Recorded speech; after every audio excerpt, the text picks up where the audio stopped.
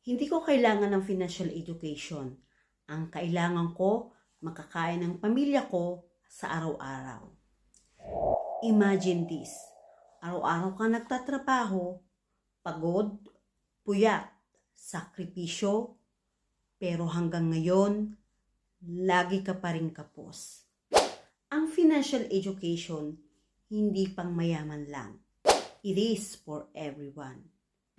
Pero sino ang mas may kailangan?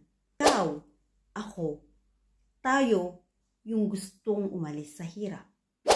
Kasi kung hindi tayo matututo, kailan pa?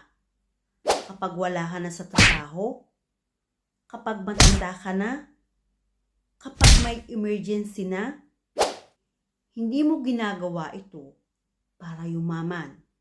Ginagawa mo ito para may pag-asa ang pamilya mo, para sa anak mo, para sa kinabukasan mo. Financial education is not a luxury. It's a lifeline. Para sa mga mayaman o mahirap, at lalo na para sa may mga pangarap. Start now. Libre ang matuto. Libre ang mangarap. At ang pagkilos, yan ang magpapalaya sa iyo.